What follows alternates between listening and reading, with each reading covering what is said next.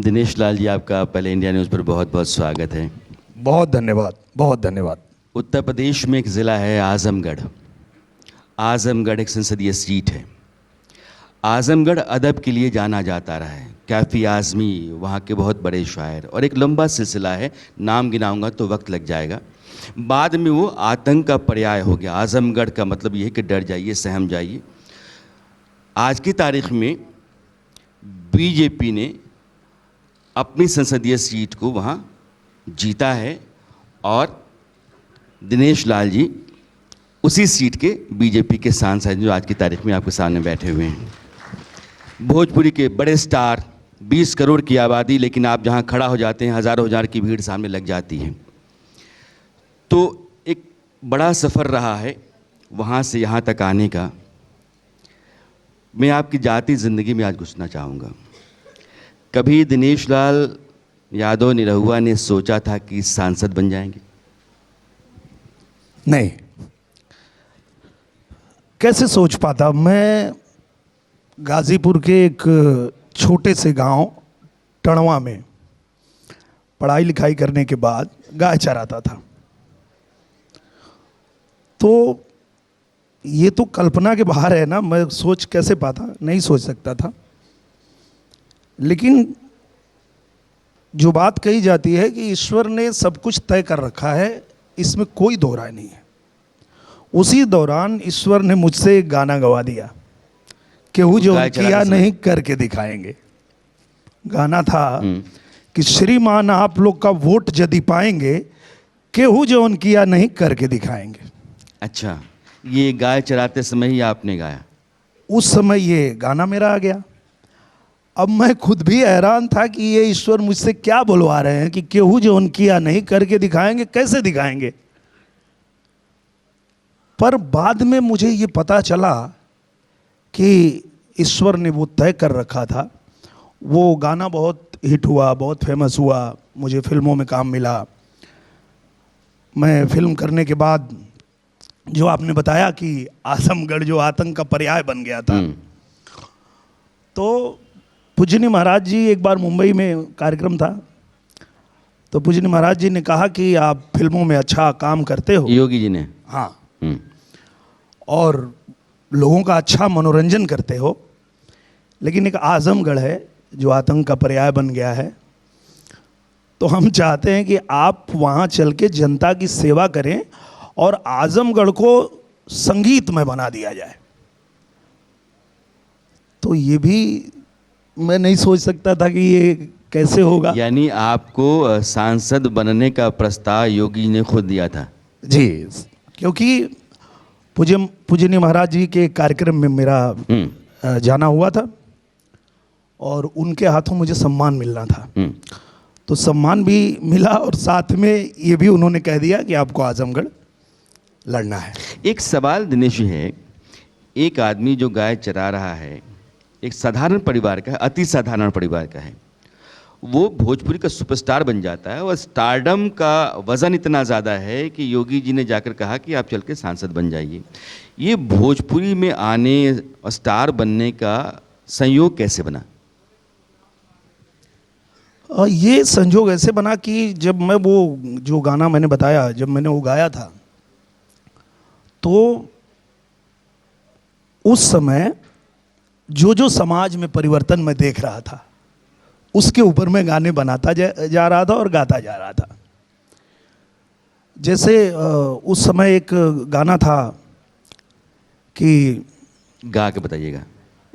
इलाहाबाद से मैं हमार पतोह कैले बा, जब से आइल बाऊ घरवा में कोह कैले बा। एक मतलब गांव की चाची का ये उनकी पीड़ा थी, तो उस पीड़ा को दूर करने के लिए मैंने वो भी लाइन गाया कि उनके पति उनको समझाते हैं कि यही तरह पेच हमार धैले रहलू तू, उहे करेले पतोहिया जवन कैले रहलू तू। वो भी वही कर रही है जो तुमने किया। तुमने मेरे भाइयों से, मेरे माँ बाप से, जैसे मुझे खींच लिया, समाज में जो चल रहा था, तो वो लोगों को अच्छा लगा, पसंद आया, माताओं बहनों को पसंद आया, और फिर माता बहनों का आशीर्वाद मिला, और उसके बाद फिर फिल्मों में भी काम मिल गया, और जब फिल्म करने लगा तो वो भी माता बहनों ने बहुत पसंद किया। तो ऐसे जो है, जब आदमी एक पड़ाव पे आके खड़ा हो जाता है, वो ऊंचाई हासिल कर लेता है, पीछे मुड़ के बार बार वो देखता है। ज़िंदगी में एक पूरा जो हिस्सा रहा होगा जहां आपको लगता है कि वो ज़िंदगी बहुत तकलीफ़ में थी, बहुत तनाव में थी, दुर्दिन थे, परेशानियां थी, फटेहाली थी। वो दौर जब कभी भी आपकी तरह का इंसान अपने सामने या दुनिया के सामने रखता है, तो दुनिया के लोगों को हौसला मिलता है, उम्मीद उनके भीतर पैदा होती है। ज़िंदगी में ऐसे दौर आए? बिल्कुल वो तो रहता है, लेकिन संघर्ष का जब आदमी मजा लेने लगे ना, तब वो आनंद देता है कि आप संघर्ष कर रहे हैं, कुछ नहीं है, सब फटे हाल है, फिर भी आनंद आ रहा है, उसी में आप चल रहे हैं, और ईश्वर पे भरोसा है अगर आपको, तो कहीं ना कहीं देखिए, ये जो लोकतंत्र की ताकत है, ये लोकतंत्र की ताकत ही है कि देश ने ये तय किया कि कोई ज़रूरी नहीं है कि प्रधानमंत्री का बेटा ही प्रधानमंत्री बनेगा। नहीं, ट्रेन में चाय बेचने वाला व्यक्ति भी इस देश का प्रधानमंत्री बन गए, तो ये लोकतंत्र की ताकत है। और स्ट्रगल के दौरान उसी ट्रेन में 2 सीट के बीच में जहां लोगों का जूता चप्पल रहता है, वहां लेट के यात्रा करने वाला आपके सामने सांसद बन के बैठा है। क्या बात है, क्या बात। तो ये लोकतंत्र की ताकत है। आजमगढ़ के सांसद आप हैं। अगर देश पूछे, चूँकि बहुत बड़ी आबादी है जो आपको अपना स्टार मानती है, सुपरस्टार मानती है, आपकी वीडियोस, एल्बम आते हैं 24 घंटे 36 घंटे में, वो मिलियंस में चले जाते हैं। बतौर सांसद, चूँकि एल्बम आप लगातार बनाते हैं, हफ्ते भर में मुझे लगता है कि हर हफ्ते आ ही जाता है, तो फिर सांसद के तौर पे आपने क्या किया है? सांसद के तौर पे वो जो ईश्वर ने गवाया था वही किया, केहू जो किया नहीं करके दिखा दिया। आजमगढ़ में 50 साल से मांग चल रही थी कि आजमगढ़ को, बनारस को और गोरखपुर को सीधे रेल लाइन से जोड़ दिया जाए। वो हो नहीं पा रहा था, हो ही नहीं रहा था। पर पूजनीय प्रधानमंत्री जी को मैंने निवेदन किया, मैंने रेल मंत्री जी को निवेदन किया कि ये अगर हो जाए तो उन्होंने कहा हो जाएगा, अभी हो जाएगा, 3 महीने के अंदर हो जाएगा, और काम शुरू हो गया। मतलब जो सोच नहीं पा रहे थे हम लोग कि ये भी होगा कभी, वो भी मोदी जी की कृपा से हो रहा है। आप देखिए कि आजमगढ़ का जो रेलवे स्टेशन है, उसको भी पूजनीय प्रधानमंत्री जी ने अमृत योजना में डाल दिया। मतलब वहाँ का रेलवे स्टेशन भी एयरपोर्ट की तरह बन रहा है। आजमगढ़ से 1 महीने के अंदर हवाई यात्रा शुरू होने जा रही है, जहाज़ें अब वहाँ से चलेगी। तो ये मैं कहना चाहता हूँ, सभी लोगों को कहना चाहता हूँ कि असंभव काम संभव हुआ मोदी जी के राज में। असंभव काम संभव हुआ मोदी जी के राज में, और आजमगढ़ साइकिल छोड़ के अब उड़ेगा जहाज में। अच्छा। आपको योगी जी ने कहा कि आप आइए, सांसद बन जाइए, सांसदी का टिकट मिल गया, आप लड़े, आप चुनाव जीत गए। बीच बीच में मुलाकात योगी से होती तो होगी ही, तो कुछ कहते समझाते हैं? बिल्कुल बिल्कुल, मैं उनके सभी निर्देश का पालन करता हूँ, और उन्होंने जो मुझे मंत्र दिया मैं उसी पे काम करता हूँ। उन्होंने मुझे कहा कि आप कलाकार हैं, और कलाकार हैं इसीलिए लोग आपको प्यार करते हैं, तो आप पहले तो अपनी कलाकारी मत छोड़िए, और जो भी करना है वो आजमगढ़ में रह के करिए। तो आप आजमगढ़ में रहते हैं? तो मैं 1 साल हुआ है मुझे, और 1 साल में मैंने 8 फिल्में आजमगढ़ में बना दिया। अच्छा, तो आप ये जितने एल्बम निकालते हैं सब आजमगढ़ से निकालते हैं? सब कुछ जो भी होता है सब आजमगढ़ में होता है। सभी निर्माताओं को मैंने निवेदन किया, और मैं सबको धन्यवाद भी देना चाहता हूं कि वो लोग मुझे सपोर्ट किए। मैंने कहा कि अगर आप लोग चाहते हैं कि मैं काम भी करूं, सिनेमा भी करूं, तो उसके लिए आप लोग को आजमगढ़ आना पड़ेगा। और सभी निर्माता मतलब तैयार हैं और लाइन से फिल्में वहाँ बन रही हैं, आगे भी बनेंगी।